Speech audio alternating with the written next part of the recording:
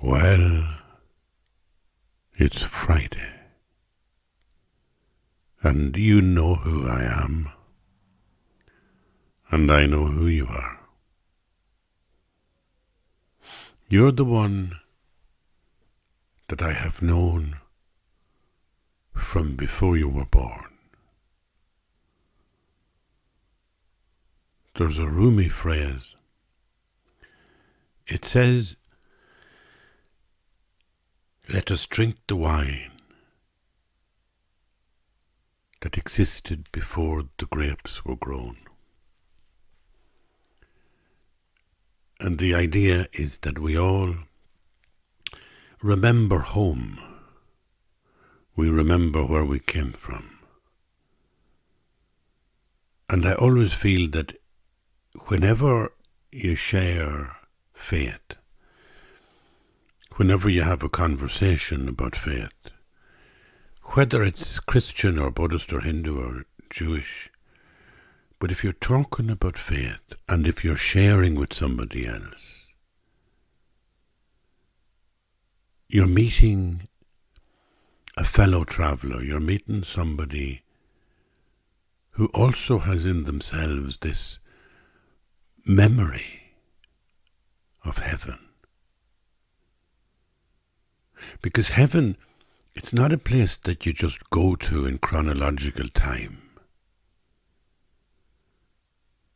If there is a heaven, and I believe there is, a sense of union with God, union with the ground of being, your consciousness absorbed in the complete, compassionate consciousness of the universe.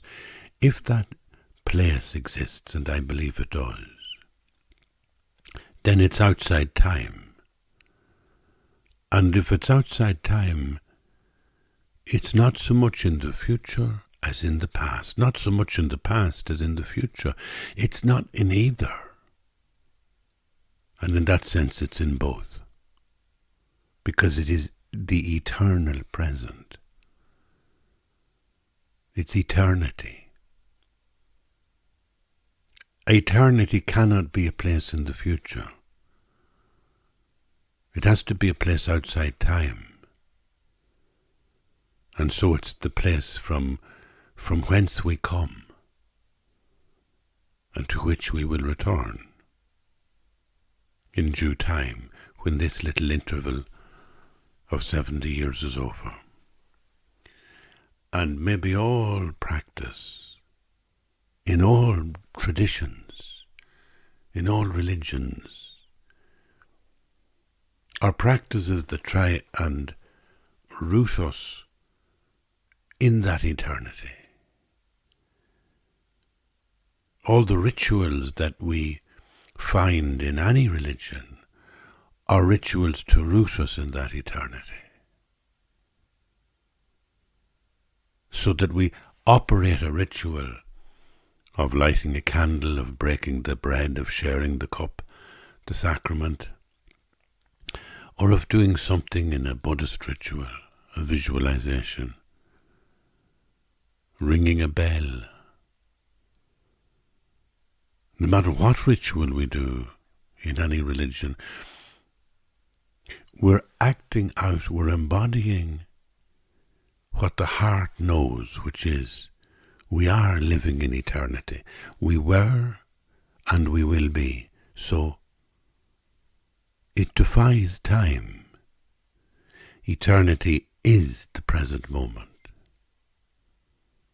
It's the present moment breaking through like the clouds have to break before the light comes. It's the eternal dawn. It's the eternal Christmas in an eternal night. It is the light in the darkness. And when I'm doing these podcasts, I feel I'm doing them for myself. I feel that I benefit from sharing. And I feel a huge appreciation for the people who are listening, the person who's listening, the you who is listening. And I feel a sense of affinity, closeness. That if I'm able to speak in this podcast in a personal way, then, and if you're able to listen to it, absorb it, accept it in all its mediocrity, then we must have known each other from eternity, in eternity. And someday we will know each other again there. That's the first thing I want to share with you on this Friday evening of beautiful November weather in Donegal. I just drove home from Letterkenny, across the mountain and the bog, around what they say the back of Errigal. And there's sometimes it's so dry that, the roads are dry and they look dry, and there's a lovely feeling to it. It feels wintry sometimes when it's dry and cold, because it was cold walking around the streets of Letterkenny. And I went in because I'm writing a new book, and I had to take a break about lunchtime and take a few hours just walking around the street, looking at other people to reassure myself that there are other people in the world. Sometimes when you're writing a book and you're on blank pages and you're in the cave, you're on your own. It's like you can sometimes fall into the cosmos that you've invented, the imagined world of your writing becomes more real than the ordinary world out there, and that's not a good space to be, because it can exhaust you. So one of the great tricks about writing is don't overdo it. If you do 2 or 3 hours, you've done an awful lot. You've done more than John McGahern would do in a day, because he used to say that he couldn't write more than maybe an hour a day. But I guess he was writing at a very intense level. I could write 3 hours, but then I have to go for a walk sometimes, walk along the beach at Mahararorte. But other times I actually have to go into a town, whether it's Dunlow or Letterkenny, and just walk around and have a coffee and go from one shop to another, looking at second-hand suits and speakers for music centres and laptops and all the beautiful electrical equipment that I desire. And then I feel relaxed and I come home and I can start again. So when I was on the way home, I was having these ideas. And even though I've already done the podcast for today, and it's up on the website, I had this urge to say another few words, to share another few ideas with you, just about how you can have a huge connection with somebody when you have faith, and how it's like that's the key to these podcasts. And it's also like, I'm trying to write a book. I'm always trying to find new ways, new language, new sentences to shape my experience. But I suppose what I worry about is how beautiful faith can be. If you find your faith really unspeakably beautiful, it's difficult to talk about it. And so there's sometimes when I'm doing the podcast and I worry because I think the language doesn't contain the reality of what I'm feeling. The language may sound too intense, or too focused, or too unfocused, or too cliched. You just worry about the language you use as a writer. And podcasting for me is writing. I'm storytelling in the podcast. I'm telling a story of my life. So I think about the words I use in a podcast the same as if I was writing a book or a column. And this week, what I wanted to do in the podcast was continue speaking about Ballyvourney. Ballyvourney was an amazing experience last weekend. And I actually did the podcast from the place I was staying last weekend in Ballyvourney.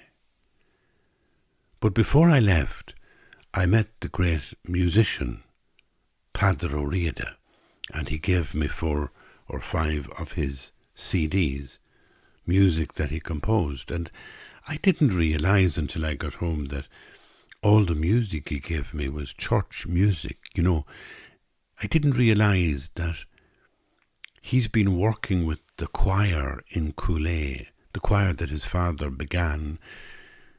Padre has been working with them now for 50 years. 50 years. And he has opened up a space, I think, of liturgical music. Liturgical music that's like nothing else on earth, because he connects into the early Irish church, and he connects into the visceral, poetic power of the language in the early Irish church. And what he puts together is truly sacred music. And I use a little bit of it in the background. I used 1 or 2 tracks where, they're singing in church, and I just use it in the background. And I get so enthusiastic sometimes talking about the Christian stories that I also worry maybe I'm excluding you if you're not Christian. And it would be so important for me to say that my experience of being Christian, or if I get a good buzz from a Christian idea or a Christian practice, it's no different than any other practice, Buddhist or Jewish or Hindu. And you might be in a zone where you don't use any practice, and that could be just as good as well. Always I keep going back to the Heart Sutra in Buddhist texts. The Heart Sutra ultimately in the end says that the ultimate teaching is there is no teaching. And it's a powerful insight to keep in your heart when you're doing religious practice. In fact, to me, there's a strange way that it's an insight that opens the door into the practice. That you always remember, supposing you're going to church, mass, supposing you're going to the mosque, supposing you're saying private prayers or doing Buddhist rituals at home in the privacy of your own bedroom. Whatever you're doing that creates meaning, that invents meaning, that pushes you forward with a sense that your life means something more than just the physical, literal reality that you were born and then you die.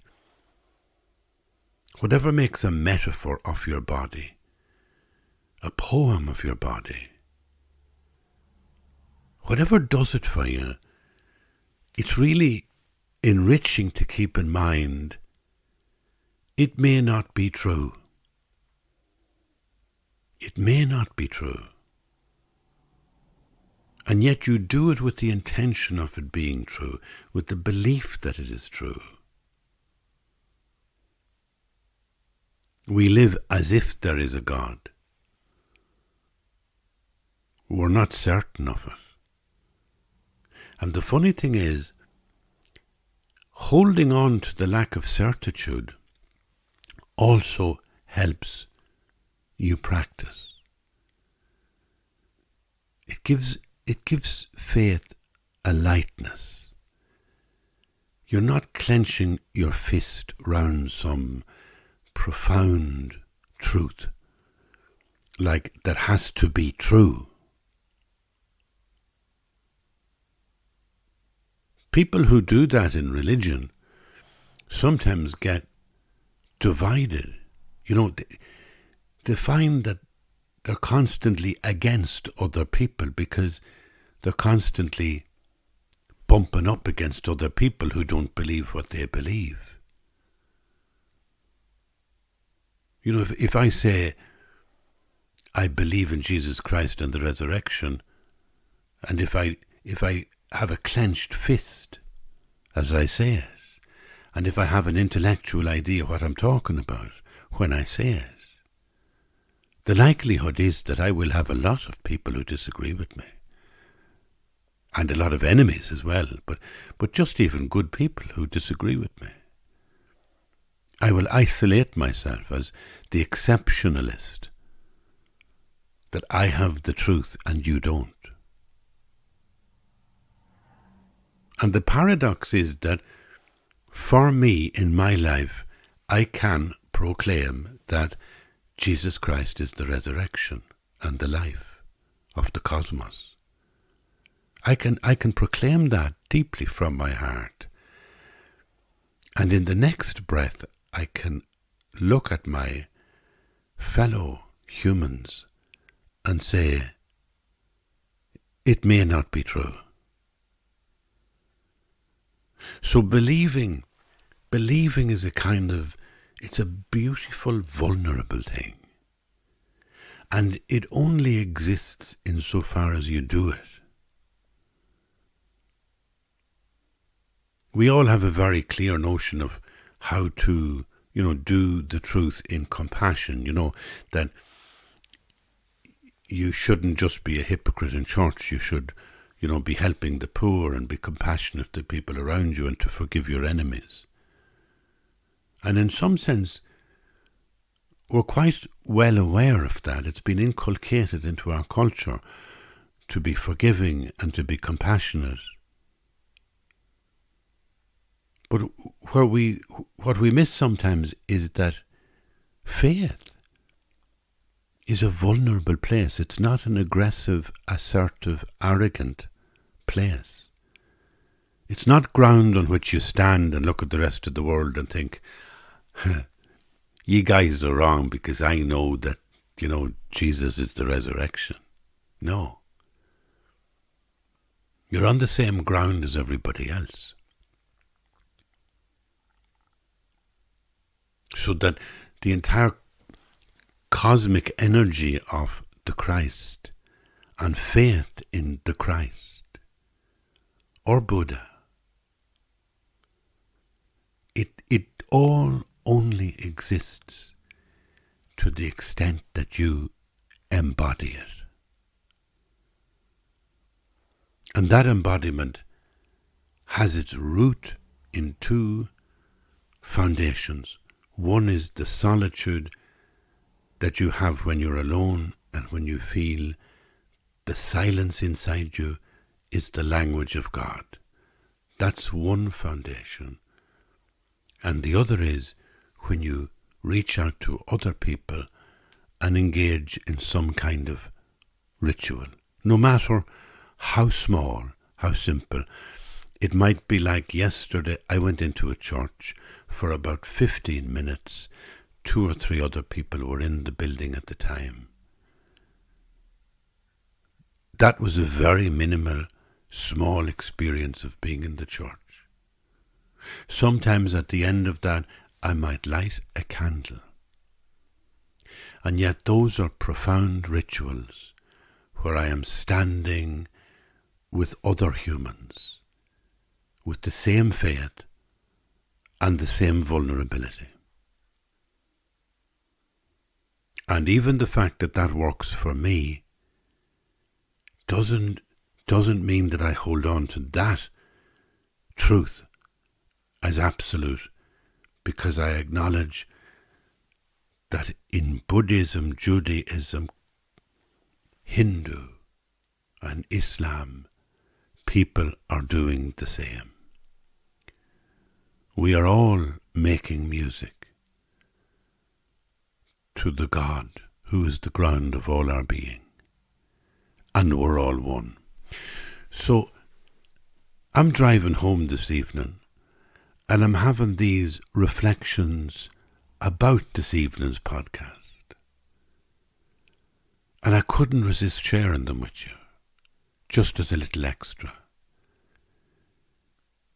Sharing what is a reflection about the podcast so that it can lead you into it gently. And that's all I wanted to say. Look forward to talking to you again, and that'll be next week, and thank you for being here. Have a beautiful, wonderful weekend. Bye-bye.